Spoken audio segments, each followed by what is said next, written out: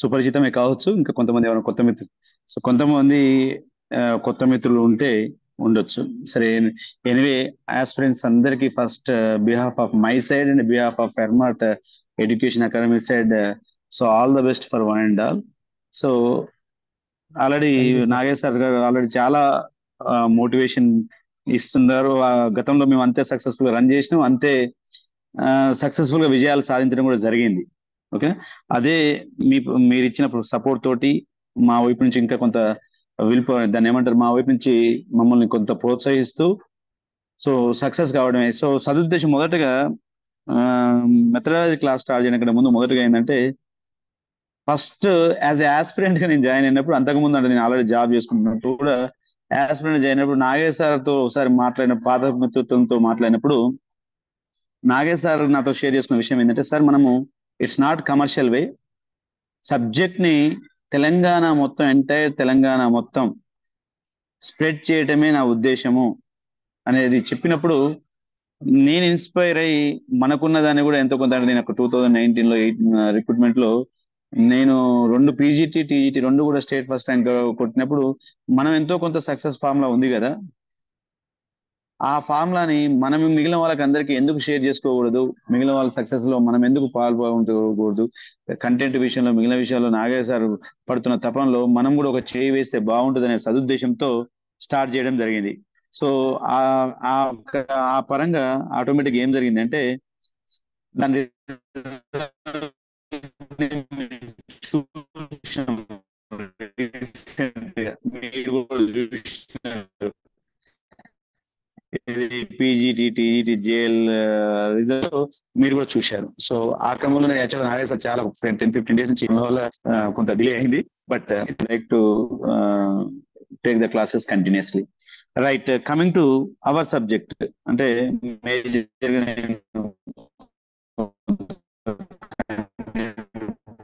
తర్వాత చెప్పిన math, major చెప్పాలనుకున్నది మెథడాలజీ. సో మనకున్న 44 మార్కులు కంటెంట్ పోతే 16 మార్కులు మెథడాలజీ, 44 వాయిస్ బ్రేక్ అవుతుంది సార్. వాయిస్ మార్కులు పోతే, సో మనకున్న వాటిలలో 44 మార్క్స్ కంటెంట్ పోతే 16 మార్క్స్ మెథడాలజీ పోతే 44 + 16 60 మార్క్స్ పోతే రిమైనింగ్ 20లో 10 మార్క్స్ పర్స్పెక్టివ్ ఎడ్యుకేషన్, 10 మార్క్స్ దాని ఏమంటారు మన GK general knowledge and questions ఉంటాయి. అయితే ఇందులో మీరు కాన్సన్ట్రేట్ చేయాల్సింది ఏంటి అంటే, మ్యాథమెటిక్స్ స్కూల్ అసిస్టెంట్ ఆస్పిరెంట్ ఎవరైనా 1 or 2 మార్క్స్ డిఫరెన్స్ అటు ఇటులో కంటెంట్ ఈక్వల్ చేస్తారండి. కంటెంట్ లో పట్టు ఉన్న లేని వాళ్ళు, కంటెంట్ లో సబ్జెక్ట్ లేని వాళ్ళు ఎవరు కూడా స్కూల్ అసిస్టెంట్ మ్యాథ్స్ చదవడానికి డేర్ చేయరు. సో అంటే నేనేమంటున్నానంటే, స్కూల్ అసిస్టెంట్ మ్యాథ్స్ ఆస్పిరెంట్ కి 1 or 2 మార్క్స్ డిఫరెంట్ అటు ఇటులో వస్తుంది. సో కాబట్టి డిసైడింగ్ ఫ్యాక్టర్ ఏదైనా ఉంది అంటే రెండు అండి. ఒకటి పర్స్పెక్టివ్ ఎడ్యుకేషన్, రెండోది మెథడాలజీ. ఎందుకని చెప్తున్నాను ఆ విషయం అని అంటే, మీకు జనరల్ స్టడీస్ ఎంత చదివినా అది ఒక సముద్రం, దాంట్లో కొంత ఫేట్ తోటి, కొంత మనకున్న గత అవగాహన తోటి ఎంతో కొంత చేయగలుగుతాము. కంటెంట్ ఏమో మనకు ఆల్మోస్ట్ మ్యాథ్స్కి వచ్చినాము అంటేనే కంటెంట్ మీద గ్రిప్ ఉంటుంది. సరే, దాంట్లో కూడా 1 or 2 మార్క్స్ అడిట్ చేయగలుగుతాం. ఇక అసలు డిసైడింగ్ ఫ్యాక్టర్ ఏంటి అంటే మెథడాలజీ, రెండోది పర్స్పెక్టివ్ ఎడ్యుకేషన్. సో ఎందుకు డిసైడింగ్ ఫ్యాక్టర్స్ అంటే, మెథడాలజీలో ప్రతి ఒక్క బిట్ కూడా, ఒక బిట్కి ఆప్షన్స్ వస్తే, రీసెంట్ గా అందరూ గురుకుల ఎగ్జామ్ రాసిన వాళ్ళే ఉంటారు ఆల్మోస్ట్, 4 ఆప్షన్లు కూడా ఈక్వల్ గా పోటీ పడుతుంటాయండి. మనం ఎగ్జామ్ రాసి వచ్చినాక కూడా ప్రతి ఒక్కరికి ఏమనిపిస్తుంది అంటే, ఆప్షన్ ఏ కరెక్ట్, నా ఆప్షన్ బి కరెక్ట్, నాదే కరెక్ట్ అని అందరూ అనుకుంటాం. రిజల్ట్ వచ్చిన దాకా కూడా అసలు ఎవరిది ఎగ్జాక్ట్ ఆన్సర్ అనేది తెలియకుండా ఉంటుంది. అంటే అంత ఈక్వల్ గా పోటీ పడుతుంటాయి, అంటే అప్లికేషన్ ఓరియంటెడ్ లో ఉంటుంది. కాబట్టి మెథడాలజీ అనేది డిసైడింగ్ ఫ్యాక్టర్ ఒకటి, కాబట్టి చాలా జాగ్రత్తగా ప్రిపేర్ కావాల్సి ఉంటుంది. ఈవెన్ పర్స్పెక్టివ్ ఎడ్యుకేషన్ అన్న కొంత అప్లికేషన్ ఓరియంటెడ్ తక్కువ ఉంటుంది, యాజ్ ఇట్ ఈస్ కొంత కంటెంట్ నేను చదివితే అయిపోతుంది, కానీ ఎక్కువ అప్లికేషన్ ఉండేది మెథడాలజీలో. సో కాబట్టి ఎట్లా సాధ్యమైతే సార్ క్రాక్ చేయడం, ఎట్లా మరి మెథడాలజీ ఎట్లా ప్రిపేర్ కావాలి అంటే, 16 మార్కులకి 32 బిట్లు కనుక ఉంటే, 32 బిట్లలో నాకు తెలిసి 20 నుంచి 22 బిట్లు మాత్రం పర్టికులర్ గా 3 నుంచి 4 చాప్టర్లు వస్తాయండి. మనకు 10 చాప్టర్లు కనుక సిలబస్ తీసుకుంటే 32 బిట్లలో 32 బిట్స్లలో నాగేశ్వర ఓకే వినిపిస్తుంది కదా? Yeah sir clear. Okay, 32 bits కనుక ఉంటే 16 మార్కులకి 32 బిట్లలో ఉంటే 32 బిట్లలో 20 నుంచి 25 బిట్లు పర్టికులర్ గా 3 నుంచి 4 చాప్టర్లలో వస్తాయి అవుట్ ఆఫ్ 10 చాప్టర్స్లలో. ఏంటివి అవి అంటే, ఒకటి అంటే మా గణిత ఉద్దేశాలు, విలువలు, నెక్స్ట్ లక్ష్యాలు, స్పష్టీకరణలు. ఇది మేజర్ టాపిక్. ఇది ఒకటి. లక్ష్యాలు, స్పష్టీకరణలు, ఉద్దేశాలు, విలువలు, ఇది మేజర్ టాపిక్. ఇది ఒకటి. రెండోది వచ్చేసి మెథడ్స్ ఆఫ్ టీచింగ్, అంటే గణిత దాని ఏమంటారు, పద్ధతులు, మెథడ్స్ ఆఫ్ టీచింగ్. మనకి ఇంకా టెక్నాలజీ పోవట్లేదు ఇంగ్లీష్ అని చెప్పి, మెథడ్స్ ఆఫ్ టీచింగ్, ఇది రెండో చాప్టర్. మూడోది ఏంటి అంటే బోధనా పద్ధతులు. రైట్ అమ్మా, బోధనా పద్ధతులు. మూడోది వచ్చేసి ఏంటి అంటే ప్లానింగ్, ప్రణాళిక. ఓకేనా, మూడోది ప్లానింగ్. నాలుగోది మూల్యాంకనం, ఎవాల్యుయేషన్. ఈ 4 చాప్టర్లు మేజర్ సిలబస్ అండి అవుట్ ఆఫ్ 10 చాప్టర్స్ లో. స్వభావము, గణిత స్వభావము, సైంటిస్టులు, రిమైనింగ్ ఇవన్నిటి కూడా మొత్తం కలిపి ఒక 10 బిట్లు వస్తాయి. ఈ 4 చాప్టర్ల నుంచి 20 నుంచి 25 బిట్లు వస్తాయండి. పర్టికులర్ గా గణిత స్వభావము, నేచరు, హిస్టరీ అంతా కలిపి చాప్టర్ 1 అంటే పర్టికులర్ గా వాళ్ళు ఇచ్చే సిలబస్ చాప్టర్ 1 వేరు ఉంటుంది, మన బీఈడి మెథడాలజీ చాప్టర్ 1 వేరు ఉంటుంది కావచ్చు. కానీ మనకున్న సిలబస్ లో ఏంటంటే నేచరు, నెక్స్ట్ అంటే గణిత స్వభావము, గణితంలో ఉన్న సైంటిస్టులు, గణిత యొక్క చరిత్ర, గణిత శాస్త్రజ్ఞులు, ఇదంతా కలిపి కూడా 1-2 బిట్లు వస్తాయండి వాటిల్లో కూడా. ఓకేనా.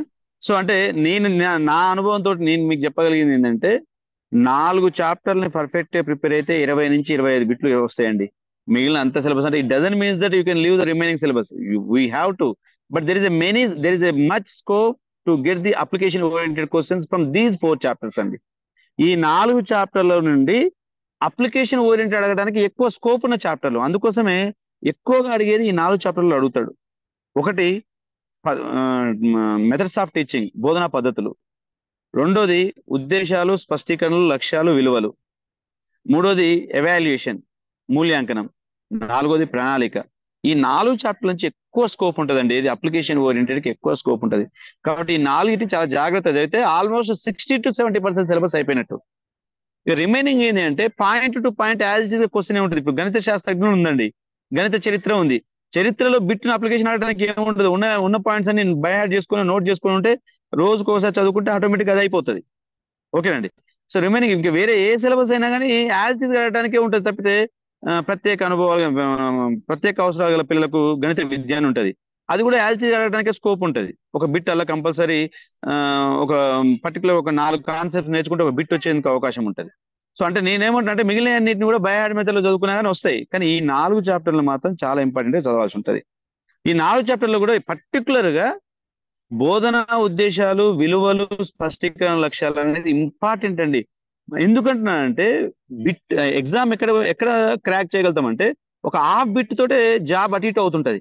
అంటే మనకు హాఫ్ బిట్ 1 బిట్ మాకు ఎక్కడ డిసైడ్ చేస్తాము అంటే లక్ష్యాలు, విలువలు, స్పష్టీకరణల కాడ కానీ లేదా మూల్యాంకనం కాడ కానీ. ఈ 2 చాప్టర్లలో బాగా ట్విస్ట్ చేయడానికి ఉంటుంది. మెథడాలజీలో క్వశ్చన్ బాగా ట్విస్ట్ చేయడానికి ఉంటుంది. కాబట్టి ఈ 2 చాప్టర్లను విపరీతంగా చదవగలగాలి.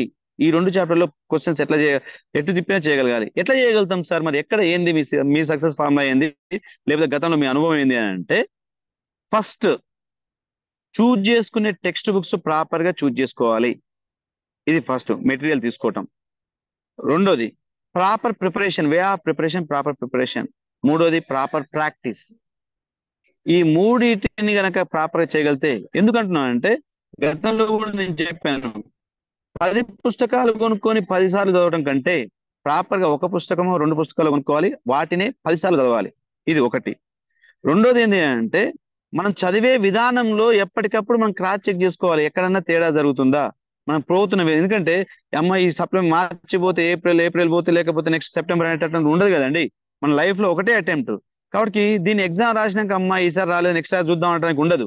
కాబట్టి ఎప్పుడు కూడా మనం చదువుతున్నప్పుడు ప్రిపరేషన్ ఎక్కడైతే స్టార్ట్ చేస్తామో, ఎప్పుడైతే ఉంటుందో ఆ ప్రిపరేషన్ జరుగుతున్న క్రమంలోనే మనం ప్రాక్టీస్ చేస్తున్నప్పుడు ఎగ్జామ్ నెంబర్ ఆఫ్ క్వశ్చన్స్, ఎంత అడ్డమైన పబ్లికేషన్ అయినా పర్వాలేదు. దేనికంటున్నానండి, ఆబ్జెక్టివ్ ఓరియంటెడ్ కి. ఆబ్జెక్టివ్ ఓరియంటెడ్ క్వశ్చన్స్ ప్రాక్టీస్ చేసేటప్పుడు ఏ పబ్లికేషన్ అయినా పర్వాలేదు, నెంబర్ ఆఫ్ బిట్స్ ప్రాక్టీస్ చేయాలి. ఒక చాప్టర్ చదువుతున్నామంటే దాని మీద నెంబర్ ఆఫ్ బిట్స్ ప్రాక్టీస్ చేయాలి. మీకు ఇంకొక విషయం నేను చెప్తున్నానండి, మనము ఒక టాపిక్ ని టెక్స్ట్ బుక్ లోనో ఒక మెటీరియల్ లోనో చదివితే వచ్చేదానికంటే దాన్ని ప్రాక్టీస్ చేస్తే 70% గుర్తుంటది. ఒక బిట్ ని ప్రాక్టీస్ చేస్తే అది తప్పన్న పోనీయండి, ఒప్పనే పోనీయండి, ఆ బిట్ ద్వారా గుర్తుండే విధానం కంటే నువ్వు 10 సార్లు బిట్ చదివినా కానీ గుర్తుండదు. ఏది మామూలు ప్రిపరేషన్ లో గుర్తుండదు. Number of times, number of questions repeated గా చేయడం వల్ల విపరీతమైన సబ్జెక్ట్ మనకి ఇంజెక్ట్ అవుతుందండి. ఓకేనా? సో కాబట్టి నేను ఇక ఈ క్రమంలో మీకు డౌట్ వస్తే సార్ ఏ టెక్స్ట్ బుక్స్ చూసుకోవాలి, ఏ టెక్స్ట్ బుక్స్ ప్రిపేర్ కావాలి? బేసిక్ గా అండి, నేను ఇప్పుడున్న మనకున్న షార్ట్ సిలబస్ లో ఇప్పుడు 100 మార్కుల సిలబస్ ఉన్నప్పుడేమో 100 మార్కులకి 100 బిట్లు అడుగుతారు కాబట్టి ప్రతి దాంట్లోంచి ఇండియన్ యావరేజ్ లో 10 క్వశ్చన్లు అడుగుతారు కాబట్టి గురుకులలో అక్కడ చదివే విధానం వేరు ఉండాలి. కానీ ఇక్కడ మాత్రం లిమిటెడ్ సిలబస్ కాబట్టి దాన్ని ఏమంటారు, మన 2007 2008 క్రమంలో ఒక మ్యాథ్స్ తెలుగు అకాడమీది చాలా చిన్నగా ఉండేదండి. ఇప్పుడు బుక్ చాలా లావుగా అకాడమీ పెద్దగా ఉంది కానీ ఇందులో యాక్టివిటీస్ ఎక్కువ, సబ్జెక్ట్ తక్కువ అండి. కానీ 2007 2008 క్రమంలో మనకు చిన్న బుక్ ఉండేదండి, ఒకటి తెలుగు మెథడాలజీ బుక్. ఆ బుక్ లో సబ్జెక్ట్ ఇన్ఫర్మేషన్ ఎక్కువ ఉంది, అంటే అంటే దాని ఏమంటారు, మనం రఫ్ లాంగ్వేజ్ చెప్పుకోవాలంటే అన్నెసరీ మ్యాటర్ తక్కువ ఉంది. ప్రతి లైన్ కూడా బిట్టే అందులో. మీరు చూడండి, ఎక్కడ దొరికితే కోటిలో కానీ ఎక్కడ కానీ దొరుకుతుంది. వీలైతే నేను ఏమైనా అవకాశం ఉంటే దాన్ని పీడిఎఫ్ నా దగ్గర ఉంది సార్. చేసి పంపిస్తాలే, కానీ అది గ్రూప్ లో పెడతాను అసలు. ఉన్నదండి? ఓకే, ఉన్నది. ఆ అవును సార్, నా దగ్గర పుస్తకం ఉంది సార్. చాలా మంచి పుస్తకం అండి. ఎక్కువ ఇన్ఫర్మేటివ్ గా ఉంటది, అది ఒకటి చదవండి.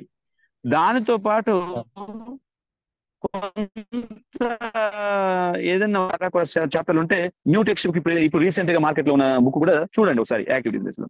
కాకపోతే నేను ఏమంటాను అంటే, అంతలా పుస్తకాన్ని ప్రతిసారి చదవడం కష్టం కాబట్టి ఒక చాప్టర్ ని ఫస్ట్ టైం చదివేటప్పుడు నావెల్ లాగా చదువుకొని నా క్లాసులు వింటూ రెండోసారి ఏం చేయాలంటే మనం నోట్స్ రాయగలగాలి, దాన్ని షార్ట్ చేయగలగాలి, ఫిల్టర్ చేయగలగాలి, ఏ పాయింట్ బిట్ అనేది రాగలగాలి. మనం అంతా కూడా ఆల్మోస్ట్ 25-30 ఇయర్స్ ప్లస్ ఉన్న వాళ్ళని, 25 ఇయర్స్ ప్లస్ ఉన్న వాళ్ళం కాబట్టి నేను ఏం చెప్తాను అంటే టెక్నిక్ చెప్పగలుగుతాను, బిట్ అడిగే విధానం ఎట్లా ఉందో చెప్పగలుగుతాను, ఆ బిట్ని ఎట్లా క్రాక్ చేయాలో నేర్పుతాను.